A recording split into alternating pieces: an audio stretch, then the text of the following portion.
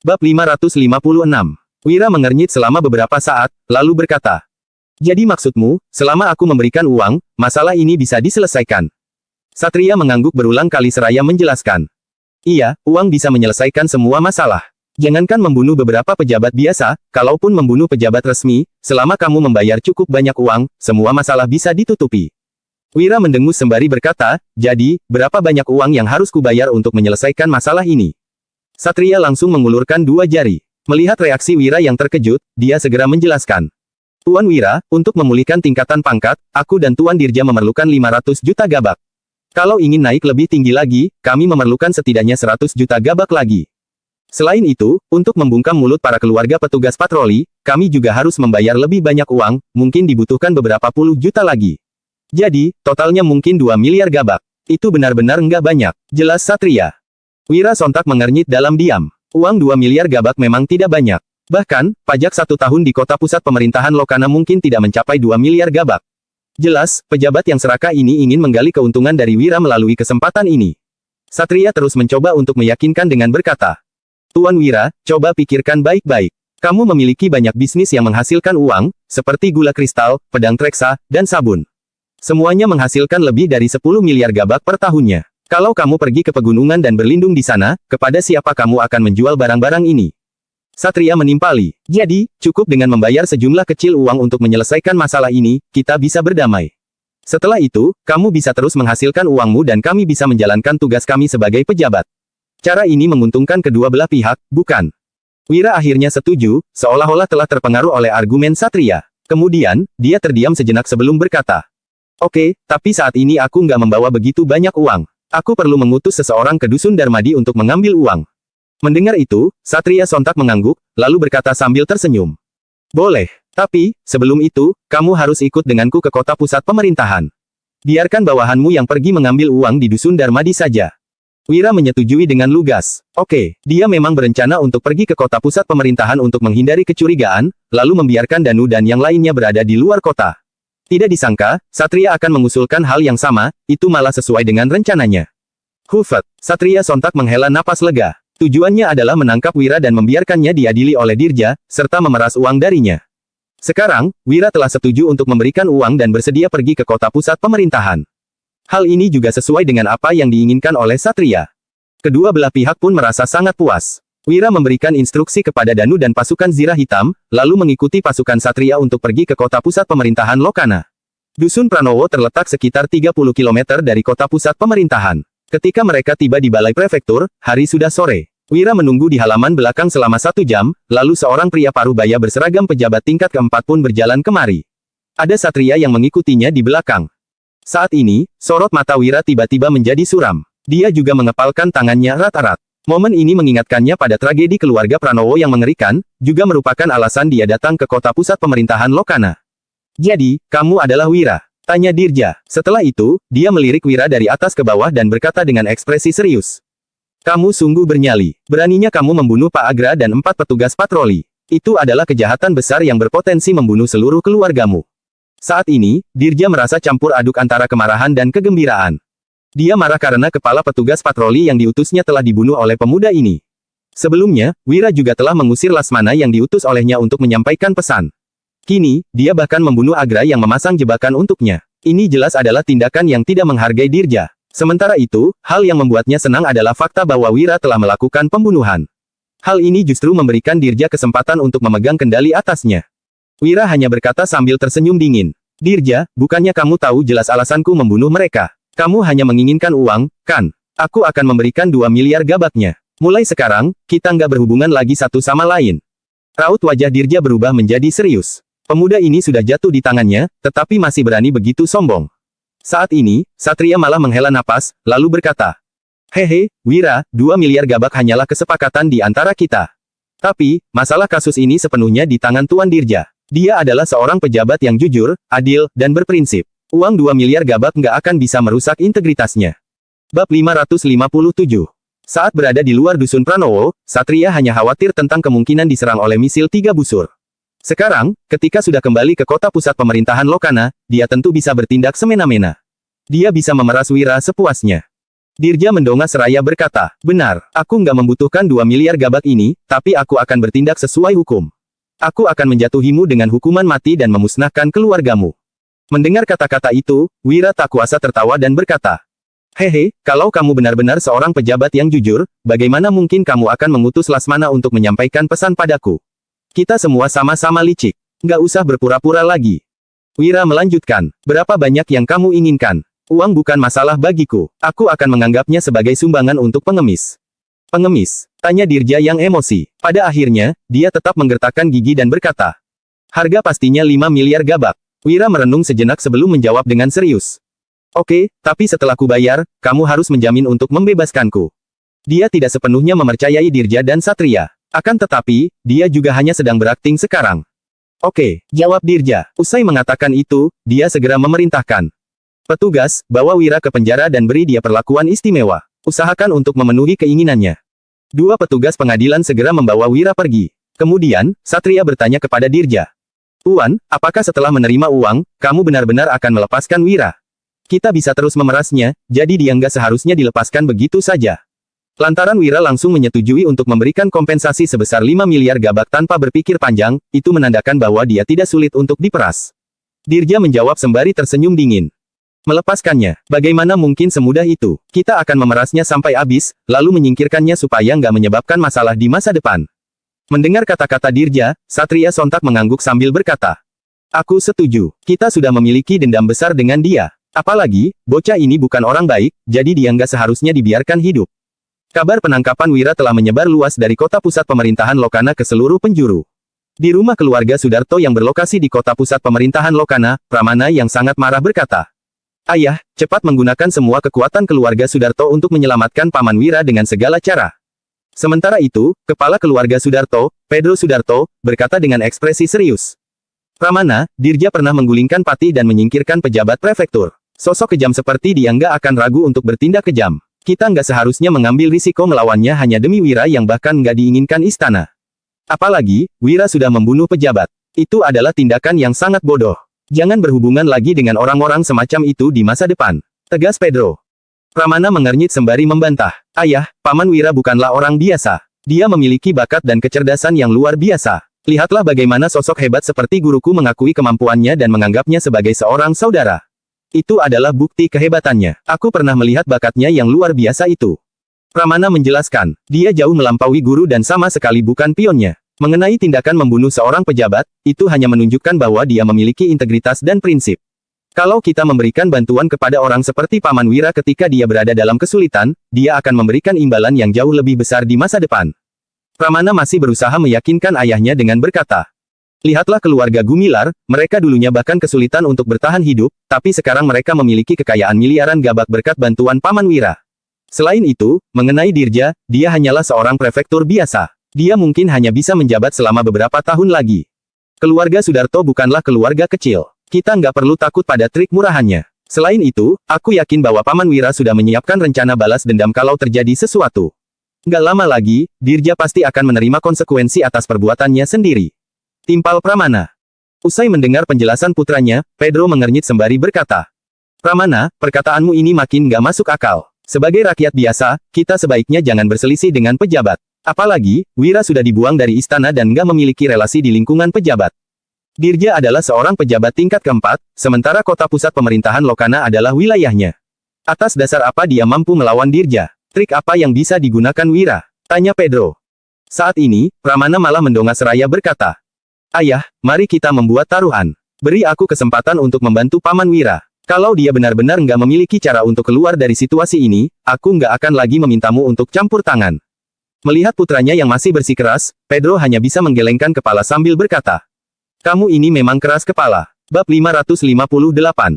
Di Dusun Pranowo, berita penangkapan Wira telah membuat semua orang merasa kebingungan dan takut. Saat Wira berada di sana, mereka merasa aman, bahkan di tengah kesulitan terbesar sekalipun. Sekarang, begitu Wira pergi, mereka merasa kehilangan pemimpin sehingga hidup dalam kegelisahan. Untungnya, pasukan Zirah Hitam yang mengikuti Wira telah mengalami banyak pertempuran dan memiliki kekuatan mental yang luar biasa. Selain itu, Wira telah memberikan instruksi sebelumnya sehingga mereka tidak begitu panik. Kenapa semua orang terlihat begitu murung? Karena Paman Wira memiliki rencana, dia pasti akan baik-baik saja. Ucap Fabrian untuk menenangkan semua orang. Setelah itu, dia yang kembali dengan mengikuti rombongan pun bertanya kepada Danu. Danu, apa yang Paman Wira minta kamu lakukan di sini? Danu menjawab dengan serius. Aku diminta untuk mengurus pemakaman keluarga Kak Patli dan menjaga barang-barang ini. Oke, kalau begitu pastikan semuanya dilakukan dengan baik. Ucap Fabrian. Setelah itu, dia melambaikan tangan seraya berkata. Oh iya, tolong siapkan 2 orang lain. Aku akan pergi selama beberapa hari. Danu merasa heran sehingga bertanya. Apa yang akan kamu lakukan? Fabrian malah menjawab sambil tersenyum licik. Dirja sialan itu, beraninya dia mencelakai Paman Wira. Aku tentu nggak akan membiarkannya begitu saja. Keesokan harinya, berita tentang penangkapan Wira telah menyebar hingga ke Kabupaten Pirola. Mendengar berita ini, Lasmana yang berasal dari keluarga kaya kabupaten pun mencemooh. Wahyudi, aku pikir kamu sangat hebat, ternyata kamu memiliki kendali diri yang begitu lemah. Tuan Dirja hanya menggunakan sedikit trik, tapi kamu malah nggak bisa menahan diri dan membunuh seorang pejabat. Tindakanmu ini pasti akan membuatmu dihukum mati. Dengan keserakahan Tuan Dirja, dia pasti akan memerasmu sampai nggak bersisa sebelum menyingkirkanmu. Kalau tambak garam Vika, kamu nggak akan bisa mempertahankannya untuk waktu yang lama. Sudah waktunya aku bersiap-siap, ucap Lasmana. 3 hari kemudian, David pergi ke Ngarai Naga Biru dengan menunggang kuda, lalu menceritakan situasinya secara umum. Apa, beraninya Dirja si bajingan itu menjebak Wira? Seru Mary. Wanita itu sangat kesal hingga mengangkat goloknya. Kemudian, dia melanjutkan dengan nada tinggi. Cepat kumpulkan pasukan di gunung, kita akan pergi ke kota pusat pemerintahan Lokana dan membunuh pejabat sialan itu. Berdasarkan kekuatan Ngarai Naga Biru saat ini, mereka mampu menyerang 2 kota dan mencapai luar tembok kota pusat pemerintahan Lokana. Itu bukanlah sesuatu yang sulit. Saat ini, Kepala Aliansi Rute Dagang Asri, Jamal, membawa 2 kapak datang untuk menimpali. Kita akan menyerbu kota pusat pemerintahan Lokana dan menyelamatkan Tuan Wira. Mari kita menjadi lebih kuat dan lebih besar. Pejabat keparat itu sudah keterlaluan. Ayo, kita melawannya. Ucup, Junet, dan Jaka tampak sangat bersemangat. Saat ini, Aliansi Rute Dagang Asri telah didirikan. Tugas utama mereka bukan lagi merampok, melainkan melatih pasukan. Setelah lebih dari sebulan pelatihan, mereka merasa bahwa pasukan mereka sudah cukup kuat dan siap untuk melawan pasukan kekaisaran. Mereka telah lama ingin mengambil alih sebuah prefektur.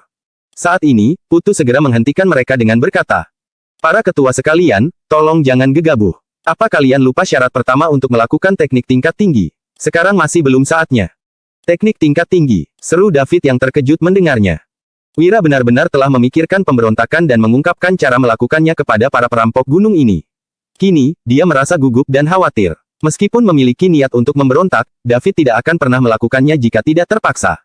Syarat pertama dari teknik tingkat tinggi adalah negara mengalami bencana besar. Kelima orang tersebut sontak mengingat apa yang dikatakan Wira pada malam itu. Mereka pun menjadi lebih tenang sekarang. Saat ini, Mary mengernyit sembari berkata. Tapi bagaimana dengan Wira? Kita nggak mungkin hanya duduk diam dan membiarkannya dicelakai pejabat sialan itu, kan? Karena Tuan Wira sudah mengutus Tuan David kemari, dia pasti sudah memiliki rencana. Ucap Putu. Kemudian, dia mengalihkan pandangan ke arah David, lalu berkata sambil mengelus jenggotnya. Tuan David, perkataanku benar, kan? Setelah itu, David menyerahkan sebuah tas yang berat kepada Putu, lalu berkata. Tuan Wira hanya menyuruhku untuk memberikan ini kepadamu. Dia nggak menitip pesan apapun dan hanya mengatakan bahwa kamu akan tahu apa yang harus dilakukan. Putu segera membuka tas itu. Begitu melihat isinya, dia sontak berkata. Patung tembaga. Semua orang yang melihat benda itu pun terdiam. Bab 559. Terdapat ukiran tulisan pada 3 patung tembaga yang usang dan berkarat. Di sampingnya juga ada selembar surat. Mary, Jamal, Ucup, Jupiter, dan Blackie saling bertatapan. Putu membuka surat dan membacanya, lalu melihat tulisan di patung tembaga. Dia memukul pahanya dan berujar. Tuan Wahyudi memang pintar. Trik ini sangat kreatif dan hebat. Dirja pasti akan mati tragis kalau terjebak trik ini. Jamal yang tidak bisa membaca bertanya. Tuan Putu, sebenarnya apa yang tertulis di surat dan patung tembaga? Mary, Ucup, Jupiter, dan Blackie yang buta huruf memelotot. Putu menjelaskan rencananya secara garis besar, lalu mereka semua gemetaran setelah mendengarnya. Salah satu dari mereka berkomentar. Tuan Wahyudi memang jahat. Dia langsung melancarkan jurus mematikan begitu turun tangan. Mary mengatupkan bibirnya dan berujar, pencuri ini memang jahat sekali. 4 hari kemudian, Yaslan memberitahu orang-orang di Dusun Darmadi kabar Wira ditangkap. Lestari, Suryadi, Dian, dan Sony merasa terkejut dan juga marah. Beberapa hari yang lalu, Wira mengutus orang kembali untuk membuat patung tembaga yang tampak usang dan mengukir tulisan. Mereka tahu Dirja meminta sogokan. Siapa sangka, baru beberapa hari saja, ternyata Dirja begitu licik sampai-sampai membunuh satu keluarga untuk mengambing hitamkan Wira. Berdasarkan sifat Wira, semua orang di Dusun Darmadi juga tahu Wira ingin membunuh pejabat demi membalas dendam Patli. Meskipun mereka semua merasa perbuatan ini benar, membunuh pejabat adalah kesalahan yang fatal. Putro memelotot dan berujar. Pejabat itu memang harus dibunuh. Patli begitu baik, tapi sekelompok pejabat licik malah mencelakainya. Jadi, sudah semestinya Wahyudi membalas dendam Patli dan ini namanya menegakkan keadilan. Siapapun yang punya hati nurani nggak boleh menentang hal ini. Dian tersenyum getir dan menimpali, Tuan Putro, aku tahu perbuatan Tuan Wira memang benar. Tapi, membunuh pejabat itu kesalahan fatal. Putro mendengus dan menyahut, apanya kesalahan fatal? Perbuatan ini sama sekali nggak salah. Kalian semua nggak perlu khawatir. Aku akan pergi ke kota pusat pemerintahan Lokana supaya Dirja tahu siapapun nggak boleh menindas saudaraku meskipun aku sudah mengasingkan diri. Malam itu, sebuah kereta kuda meninggalkan Dusun Darmadi dan surat-surat bertebaran. Di taman bunga kediaman keluarga Barus. Farel merangkul pinggang gadis berpakaian ungu dan menyentuh wajahnya sembari berujar. Wanita cantik bukan hanya membuat orang terlena, tapi juga mematikan. Belani yang sudah terbiasa dengan sindiran Farel menimpali dengan ekspresi masam. Kamu nggak bisa serius, ya? Penasihat militer berbakat yang kamu incar membunuh 5 pejabat di kota pusat pemerintahan Lokana, lalu ditangkap dan dipenjara oleh Dirja. Farel tersenyum dan berkata, dia membunuh pejabat demi seorang sarjana kabupaten yang baru dikenalnya, benar-benar setia kawan. Tapi, aku nggak percaya orang seperti dia bersedia menyerah. Dia pasti menyiapkan jalan keluar. Apa ada kabar lain? Belani mengernyit dan menjawab, ada. Sekarang, ada rumor yang beredar di kota pusat pemerintahan Lokana. Apa? Ujar Farel. Dia tertegun sejenak, lalu melanjutkan, aku benar-benar ingin membelah kepalanya untuk melihat otaknya. Bisa-bisanya dia memikirkan rencana yang begitu berbahaya. Kreatif sekali. Belani berujar, tapi, menurutku, rumor ini nggak cukup untuk menjatuhkan Dirja. Farel tersenyum dan berucap, tentu saja nggak bisa, tapi, orang itu sangat jenius. Mana mungkin dia melancarkan trik setengah-setengah. Dia pasti menyiapkan trik lain, kita tunggu saja. Belani mengernyit dan bertanya, jadi, kita nggak melakukan apapun.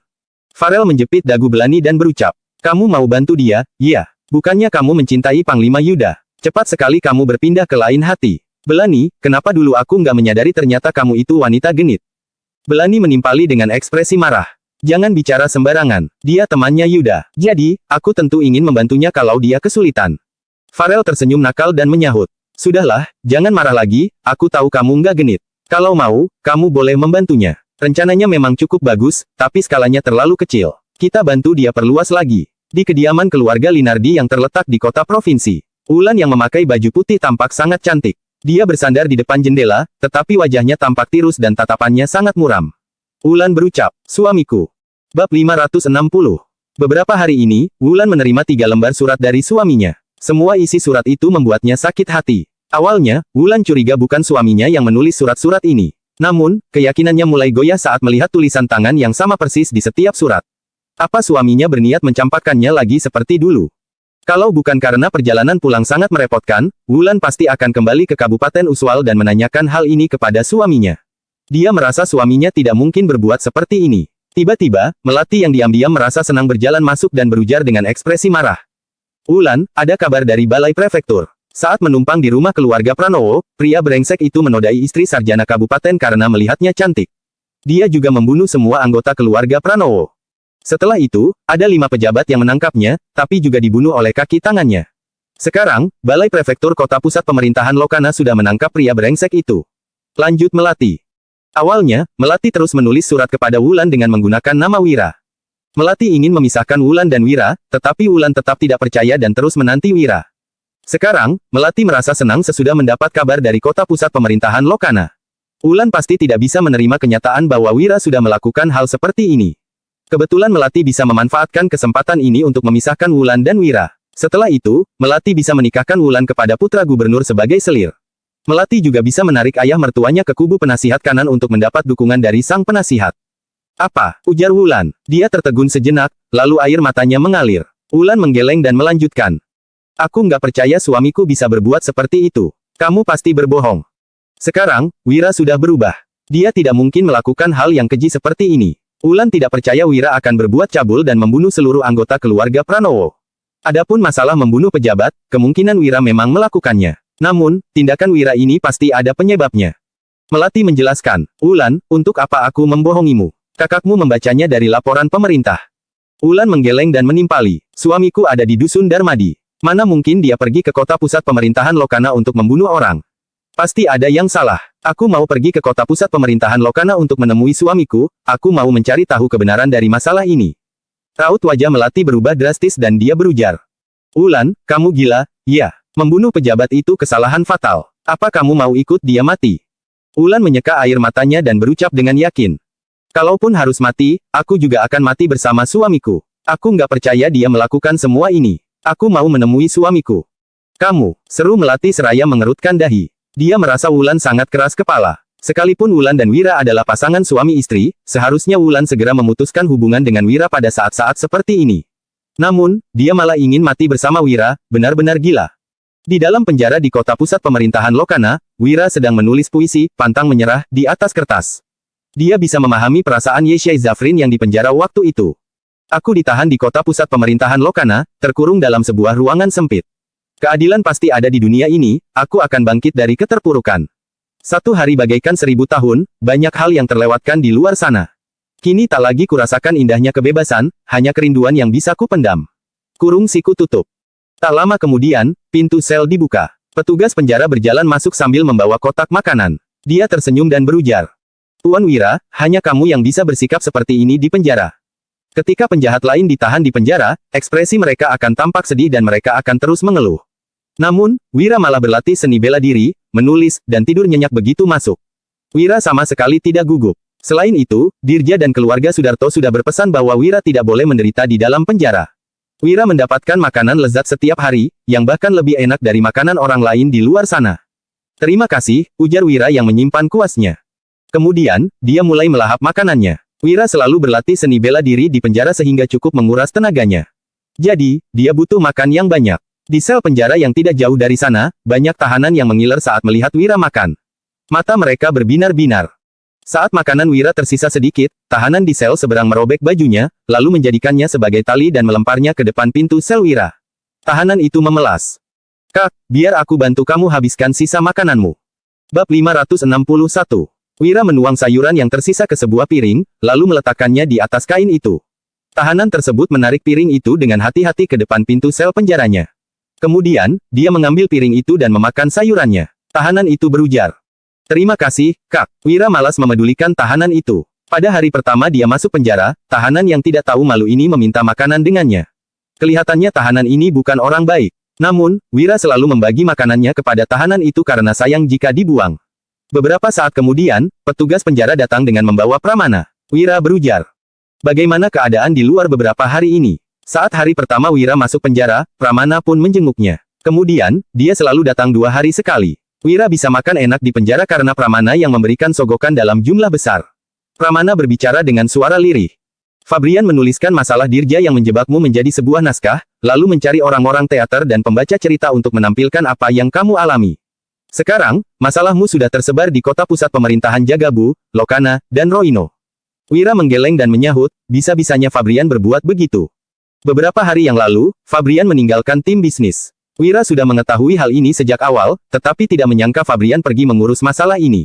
Fabrian memang pernah mendengar cara Wira mengancam Mahendra. Jadi, sekarang Fabrian meniru cara Wira. Masalahnya, cara ini memang berguna untuk menghadapi orang kaya desa atau keluarga kaya kabupaten, tetapi tidak berguna untuk menghadapi prefektur. Pramana berucap. Paman Wira, apa kamu punya senjata andalan lain? Cara ini saja nggak cukup untuk menjatuhkan Dirja. Dia dan ayahnya bertaruh, jika Wira tidak bisa menjatuhkan Dirja, Pramana akan mendengar perintah keluarganya. Wira menyipitkan mata dan bertanya, keluargamu punya bisnis, iya? Pramana yang terkejut menjawab, iya, tapi, anggota keluarga lain yang mengurus bisnisnya. Biasanya, aku nggak peduli dengan urusan bisnis. Berbisnis adalah pekerjaan rendahan, sedangkan Pramana adalah kaum terpelajar. Jadi, biasanya dia sama sekali tidak tertarik dengan bisnis. Wira mengangguk dan menimpali. Pantas saja, apabila keluarga Sudarto berbisnis, seharusnya mereka sudah mendengar kabar. Itu baru rencana Wira. Namun, bisa jadi karena penyebaran informasi di zaman ini agak lambat. Sekitar 8 hari lagi, pertunjukan yang menarik akan dimulai. Apa maksudnya? Tanya Pramana yang terkejut. Tiba-tiba, dia melihat puisi. Pantang menyerah, di samping. Kemudian, dia mengambilnya dengan mata berbinar-binar. Seketika, ekspresi Pramana berubah-ubah, dari antusias menjadi marah. Akhirnya, dia tampak memahami sesuatu dan berkata dengan yakin. Paman Wira, aku paham. Ini baru jurus mematikanmu. Aku akan segera menyebarkannya. Karya sastra terkenal ini akan tersebar di seluruh dunia dan dibaca oleh para anak muda. Puisi ini juga akan tersebar ke pemerintahan, para menteri, penasihat, bahkan raja pun akan membacanya. Jadi, masalah Dirja yang menjebak Wira harus disebarkan ke seluruh dunia. Tak lama lagi, Wira akan terbebas dari fitnah. Jurus mematikan, ujar Wira yang tertegun. Dia yang dipenjara selama beberapa hari hanya teringat dengan Ye Shai yang juga dipenjara dalam sejarah. Itulah sebabnya, Wira menulis puisi karya Ye Shai. Bagaimana puisi, pantang menyerah, bisa menjadi jurus mematikan. Jurus Wira lebih mengerikan lagi dari ini. Pasukan ekspedisi garam melewati Ispahan dan sekelompok bandit mengadang pasukan itu. Pebisnis garam yang menjadi pemimpin segera mengeluarkan uang dan berujar, "Tuan-tuan sekalian, aku mengirim 20 kereta garam. Satu kereta 1000 gabak, jadi ini 20.000 gabak." Mulai dari tahun lalu, bandit dari kota pusat pemerintahan Jagabu dan Lokana membentuk aliansi rute dagang asri. Mereka hanya memungut sedikit uang jalan dan tidak merampas barang. Awalnya, pebisnis ini masih tidak terlalu percaya. Namun, setelah mencoba beberapa kali, dia baru merasa tenang. Sekarang, dia tidak memerlukan banyak pengawal dan jalan yang dilalui juga lebih singkat. Benar-benar menguntungkan. Bab 562. Setiap sampai di markas bandit, pebisnis ini akan berinisiatif memberikan uang jalan. Pemimpin bandit menyimpan uangnya, lalu berseru dengan ekspresi muram. "Sebutkan kode rahasianya." Pebisnis garam yang terkejut berkata, Tuan, beberapa hari yang lalu kami baru datang dan nggak ada kode rahasia." Ketua bandit menyahut dengan wajah muram. "Sekarang ada." Patung tembaga bermata satu muncul, pemberontakan terjadi. Kelak siapa yang nggak bisa mengingat kode rahasia ini harus membayar uang jalan 2 kali lipat. "Kami pasti akan mengingatnya," ujar pebisnis garam. Dia melambaikan tangannya dan berkata, "Kalian semua ingat kode rahasia ini baik-baik." Sekelompok kusir dan pengawal segera berseru. Patung tembaga bermata satu muncul, pemberontakan terjadi. Kemudian, pasukan ekspedisi garam pun pergi. Ketua bandit membatin. "Entah apa maksud Pak Molika. Apa gunanya menyebutkan kode rahasia sewaktu memungut uang jalan?" Meskipun diam-diam mengomel, ketua bandit ini tetap meminta setiap orang yang melewati Ispahan untuk mengingat kode rahasia ini. Keesokan harinya, pasukan ekspedisi garam melewati pegunungan Dajore. Awalnya, ini adalah wilayah kekuasaan Pitonu dan Pitono. Namun, Pitonu merampok Wira sehingga dihabisi Dodi. Tahun lalu, Molika membawa bawahannya menyelinap masuk ke wilayah ini, lalu menghabisi Pitono. Sekarang, pegunungan Dajore telah menjadi markas cabang Ispahan. Sekelompok bandit mengadang dan pebisnis garam menyerahkan uang jalan. Ketua bandit berujar. "Sebutkan kode rahasia." Pebisnis garam segera menyahut. Patung tembaga bermata satu muncul, pemberontakan terjadi. Ketua bandit menimpali dengan ekspresi muram. "Salah. Kode rahasia di pegunungan Dajore, laras jatuh, Muwana bangkit. Ingat, kalau enggak, kalian harus membayar uang jalan 2 kali lipat." "Oke," ujar pebisnis garam seraya mengangguk, lalu melihat ke belakang. Sekelompok kusir dan pengawal berseru. Larasati jatuh, Muwana bangkit. 3 hari kemudian, pasukan ekspedisi garam melewati Ispahan. Ada bandit yang keluar untuk memungut uang jalan, lalu berseru. "Sebutkan kode rahasia." Pebisnis garam segera berkata. Patung tembaga bermata satu muncul, pemberontakan terjadi. Larasati jatuh, Muwana bangkit. Ketua bandit menggeleng dan menyahut, "Salah. Kode rahasia di sini, medan perang Lokana, Dirja pemimpinnya. Dari sini ke arah selatan, asalkan kamu menyebutkan 3 kalimat kode rahasia ini di setiap gunung, nggak akan ada yang memungut uang jalan darimu." "Oke," ucap pebisnis garam yang kurang percaya. Namun, dia tetap mengangguk. Saat melewati Gunung Rubah Putih dan Gunung Beruang Hitam, pasukan pebisnis garam meneriakkan kode rahasia ini. Ternyata, 2 bandit muncul dan melambaikan tangan untuk menyuruh mereka lewat. Pebisnis garam itu langsung merasa senang. Setiap sampai di persimpangan, dia akan menyuruh bawahannya berteriak. Patung tembaga bermata satu muncul, pemberontakan terjadi. Larasati jatuh, Muwana bangkit. Medan perang Lokana, Dirja pemimpinnya. Setelah berteriak untuk beberapa saat, pebisnis garam tiba-tiba terkejut. Dia merasa ada yang tidak beres. Kenapa ketiga kalimat kode rahasia ini mirip dengan seruan untuk melakukan pemberontakan? Kalimat ini seperti ramalan siapa yang akan menjadi raja di masa depan. Pada saat yang sama, muncul banyak orang asing di kota pusat pemerintahan Jagabu dan Lokana. Di antara mereka ada cendekiawan bungkuk, biksu botak, pendeta berwajah putih, dan petapa berwajah hitam. Mereka semua khusus pergi ke tempat perkumpulan pengemis. Di Kabupaten Araf, cendekiawan bungkuk datang ke kuil tua. Melihat sekelompok pengemis yang kurus kerempeng, dia tersenyum dan berujar, "Kalian tahu kenapa kalian nggak bisa mendapatkan makanan?" Sekelompok pengemis menggeleng. Cendekiawan bungkuk tersenyum dan melanjutkan. "Kalian harus memakai teknik rahasia untuk mendapatkan makanan. Aku ajari kalian beberapa kalimat. Setelah mengingatnya, kalian teriakkan di depan rumah keluarga kaya. Aku jamin kalian pasti bisa mendapatkan makanan." Bab 563.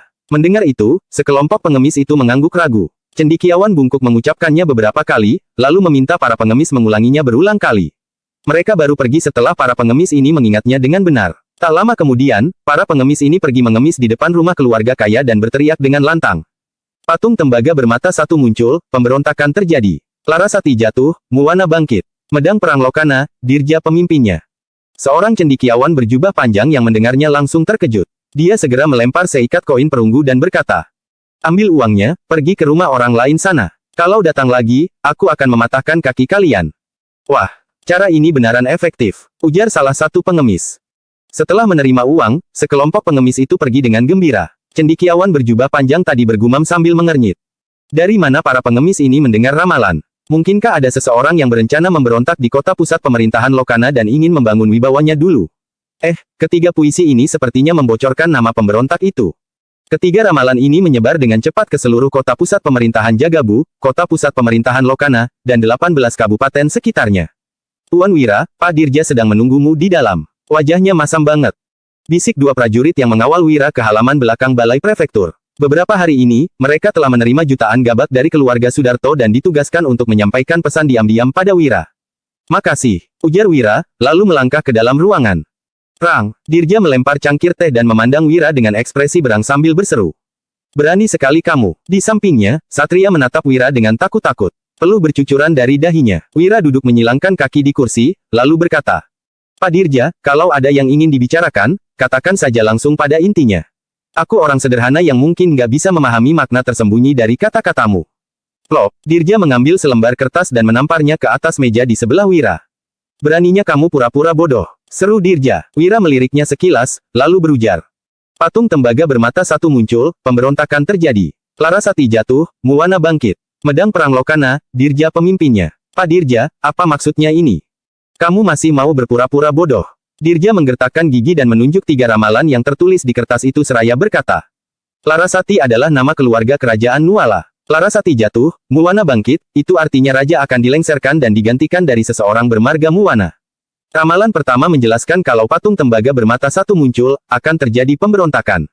Ramalan ketiga menyatakan kalau kota pusat pemerintahan Lokana akan jadi medan perang dan Dirja adalah pemimpinnya. Ketiga ramalan ini jelas-jelas membicarakan tentang aku, Dirja Muwana," sambung Dirja. "Jadi ketiga ramalan ini sebenarnya tentangmu, Pak Dirja." Wira berpura-pura kaget, lalu menatap Satria dan berkata, "Jenderal Satria, cepat ikuti aku memberi selamat pada Pak Dirja. Ternyata dia adalah orang dalam ramalan yang ditakdirkan. Dia adalah putra langit yang akan mengubah dinasti." "Diam, kamu kira kamu bisa menyingkirkanku dengan mengarang tiga ramalan itu? Mimpi saja sana," ujar Dirja dengan nada tajam dan ekspresi garang. Bulu kuduk Satria berdiri. Menurutnya, Wira benar-benar kejam. Padahal, Dirja hanya menginginkan 5 miliar darinya, tetapi Wira menjebak Dirja dengan tuduhan pemberontakan. Entah cara apa yang Wira gunakan sehingga mampu menyebarkan ketiga ramalan ini ke dua kota pusat pemerintahan hanya dalam beberapa hari. Istana memang tidak akan membantai abis keluarga Dirja hanya karena tiga ramalan itu. Namun, isu pemberontakan selalu menjadi hal tabu bagi keluarga kerajaan. Dengan tersebarnya ketiga ramalan ini, keluarga kerajaan pasti akan was-was dan mengakhiri karir resmi Dirja. Untungnya, nama Satria tidak disebutkan dalam tiga ramalan itu. Jika tidak, dia juga akan bernasib buruk. Cendekiawan memang mengerikan, bisa membunuh orang tanpa menggunakan pedang. Wira memasang wajah polos dan berkata, "Pak Dirja, aku nggak tahu apa yang sedang kamu bicarakan. Ini pertama kalinya aku mendengar ketiga ramalan ini. Tolong jangan menuduh seseorang tanpa bukti." Dirja mendengus dan berkata, "Kamu mau memfitnahku. Kamu pikir aku bodoh. Aku tahu kamu punya kontak dengan dunia luar. Pokoknya, kalau kamu nggak memberikan 5 miliar padaku dalam 5 hari, aku akan membunuhmu." "Pak Dirja, ini pemaksaan namanya. Kamu tahu sendiri sulitnya perjalanan dari Kabupaten Uswal ke kota pusat pemerintahan Lokana. Mengangkut uang sebanyak itu bukan perkara mudah. Nggak mungkin selesai dalam 5 hari, seenggaknya butuh waktu 10 hari. Ujar Wira sambil memicingkan matanya.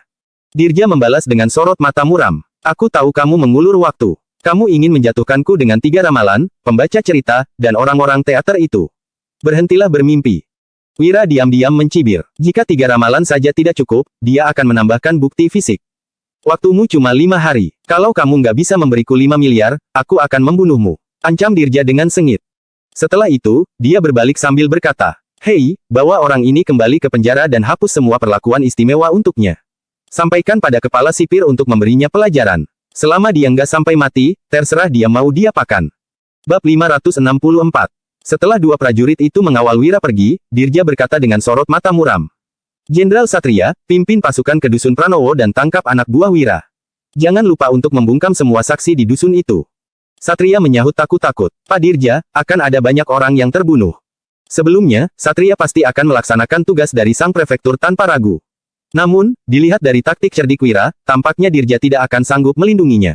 Jika begitu, Satria tidak akan aman. Kita sudah terlanjur bertindak hingga titik ini, kenapa kamu harus takut membunuh beberapa orang lagi? Kalau masalah ini nggak ditangani dengan benar, kamu dan aku akan sama-sama celaka. Kamu nggak perlu cemas, bukannya kamu tinggal memfitnah mereka saja, ujar Dirja dengan ekspresi muram. Satria menyahut dengan ekspresi murung, Pak Dirja, membunuh dan memfitnah orang itu masalah mudah. Tapi, sekarang rumor di kota pusat pemerintahan begitu gencar, kita nggak bisa menutupinya. Dirja mendengus dan berujar, nggak masalah, rumor itu hanya menyebar di antara rakyat jelata. Nggak perlu ditakuti, kabinetlah yang akan menentukan nasib kita nanti. Selama kita mendapat uang dari pria itu dan memberi jatah pada para menteri di kabinet, kita akan aman. Sehebat apapun rumor yang beredar, itu nggak akan menyakiti kita. Cepat pergi, lakukan tugasmu dengan benar. Baik, sahut Satria sambil menggertakkan gigi dan mengepalkan tinjunya. Dia segera kembali ke markas militer dan mulai memobilisasi pasukannya. Masalah sudah sampai di titik ini. Kini, nasib Satria terikat erat dengan Dirja, dia tidak bisa berhenti di tengah-tengah. Dia harus menangkap anak buah Wira, lalu memaksanya menyerahkan uang, baru membunuhnya setelah itu. Jika tidak, entah strategi apa lagi yang akan digunakan Wira. Tuan Wira, bukannya aku mau mempersulitmu, hanya saja, Pak Dirja sudah memberi perintah. Ujar seorang sipir sambil membawa Wira meninggalkan sel tunggal dan menuju sel massal. Wira hanya mengernyit pelan, tetap dia terlihat tidak peduli. Sebelum mendapatkan uang, Dirja tidak akan membunuhnya. Paling-paling pria itu hanya akan menyiksanya. Lagi pula, Pramana juga sudah menyuap sipir di sel massal, jadi Wira tidak mengkhawatirkan masalah ini. Sesampainya di sebuah ruangan tempat banyak tahanan ditempatkan, sipir itu mendorong Wira ke dalam, lalu berkata pada sekelompok tahanan di situ. Hei kamu, tolong jaga orang ini dengan baik. Wira memicingkan matanya dan mengernyit. Sel massal itu berisi 20 hingga 30 orang, dengan pispot di sebelahnya. Begitu masuk, bau busuk yang menjijikkan langsung menyerang hidung Wira. Puluhan tahanan ini memandang Wira, beberapa di antaranya bahkan menatapnya dengan takjub. Penjara balai prefektur sangat besar dan mereka belum pernah melihat Wira sebelumnya. Wira berpenampilan bersih dan mengenakan jubah panjang. Terlihat jelas bahwa dia bukanlah orang biasa. Tenang saja, kami akan memperlakukan bocah ini dengan baik. Seorang pemuda berandalan berdiri dan tersenyum pada sipir penjara. Kemudian, dia menoleh pada Wira dan menunjuk ke pispot seraya berkata, Bocah, tampilkan cermin iblis untukku. Sorot mata Wira menjadi dingin. Setelah tinggal di penjara selama 5 hingga 6 hari, dia beberapa kali mengobrol dengan kepala sipir. Dari mulut si kepala sipir, Wira mendengar tentang berbagai jenis penyiksaan di penjara. Cermin iblis adalah jenis siksaan di mana tahanan dipaksa menggantungkan pispot di lehernya sehingga air seni di dalamnya bisa memantulkan wajah si tahanan. Berat serta bau tinja dan urin di pispot itu akan sangat menyiksa siapapun. Kenapa? Apa kamu tuli sehingga nggak mendengar perintahku? Ujar pemuda bernama Edi itu sambil mencengkeram kerah baju Wira, bersiap untuk memulai perkelahian. Wosh! Wira menyibak jubahnya hingga menutupi dahi Edi. Selagi penglihatan Edi terhalang, dia langsung menendang selangkangan pemuda itu. Edi langsung melolong kesakitan dan berniat berjongkok. Namun, Wira kembali menendang dagunya dengan keras. Bro, Edi roboh ke lantai dengan mulut dan hidung berlumuran darah. Dia terlihat kesakitan dan kebingungan. Para tahanan lain di sel itu tercengang. Mereka tidak menyangka bahwa pria berpenampilan necis ini jago bela diri. Bab 565. Wira menghela napas panjang. Sudah 4 bulan berlalu sejak dia mulai berlatih Wing Chun. Selama itu pula, dia terus berlatih tanpa pernah sehari pun membolos. Wira memang baru mulai berlatih tinju dan menendang belakangan ini. Namun, dia sama sekali tidak asing dengan pertarungan maut. Sebaliknya, dia sangat familiar dengannya. Wira telah diajari teknik rahasia keluarga Wutari yang melingkupi teknik tinju, berpedang, teknik tombak, dan berbagai jenis teknik membunuh lain yang kejam. Selain itu, ada juga veteran pasukan Zirah Hitam yang telah mengalami ratusan pertempuran sengit. Mereka tidak pernah menyembunyikan teknik luar biasa mereka dari Wira, tetapi justru menjelaskannya padanya. Jadi, tentu bukan masalah besar bagi Wira untuk melawan seorang pemuda berandal. Tentu saja, dia tidak akan bisa melawan 3 hingga 4 orang sekaligus. Masih ada jalan panjang sebelum dia bisa mengusai seni bela diri sepenuhnya. Sialan, berani sekali kamu memukulku. Cari mati. Edi menyeka darah di hidung dan mulutnya, lalu memandang para tahanan lainnya dan berseru. Dasar bodoh kalian, cepat maju dan habisi dia. 8 pemuda berandal sontak berdiri dan mengepung Wira. Saat Wira hendak bicara, seseorang mendadak berseru dengan nada tajam. Sialan, apa kalian mau membuat masalah lagi? Wira menoleh ke asal suara. Kepala sipir menghampiri sel dengan diikuti seorang pria jangkung di belakangnya. Pria jangkung itu adalah orang yang meminta makanan dan memanggil Wira dengan panggilan, Kak, setiap hari. Eddie bangkit sambil menahan sakit, lalu berkata dengan senyum palsu. Pak Sipir, mana mungkin kami berani membuat masalah di sini. Cuacanya terlalu dingin, kami cuma berolahraga untuk menghangatkan badan. Kepala sipir mendengus sambil membuka pintu sel. Setelah itu, dia mendorong pria jangkung tadi, masuk, lalu tersenyum pada Wira dan pergi dari situ. Setelah suasana tenang kembali, Eddie berseru sambil menunjuk Wira dengan marah. Cepat hajar bocah ini, lalu benamkan kepalanya ke pispot. Dia masih kesal karena Wira telah berani memukulnya. Hajar! 8 orang pemuda bergegas menyerbu Wira. Namun, pria jangkung itu mendadak maju dan berdiri menjulang di depan Wira. Dia meninju dan menendang para pemuda itu, lalu menundukkan mereka berdelapan dengan mudah.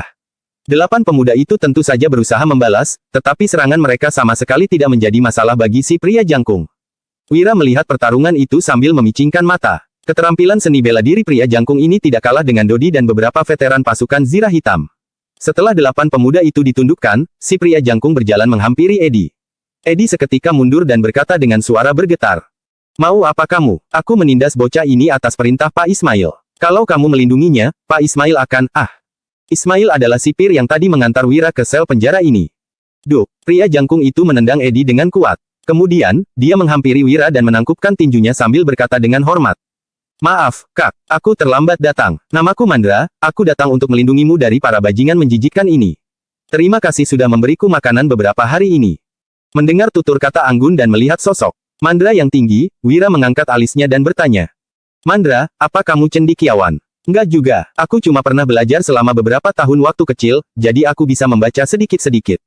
Jawab Mandra sambil mengibaskan tangannya beberapa kali. Mandra merendahkan suaranya dan melanjutkan. Kak, kepala sipir menitip pesan untukmu. Karena Dirja sudah memberi perintah, dia terpaksa mengurungmu di sel massal. Dia juga memintamu berpura-pura disiksa. Kalau enggak, begitu Dirja mengirim seseorang untuk memeriksa, kamu mungkin akan dikurung di tempat lain. Wira mengangguk, lalu bertanya. Gimana caranya? Pinjamkan aku jubah bulumu sebentar, pinta Mandra sambil mengulurkan tangannya. Wira melepaskan jubah itu dan menyerahkannya. Duh, Mandra menghampiri Eddie dengan membawa jubah Wira, lalu meninju dadanya dengan kuat.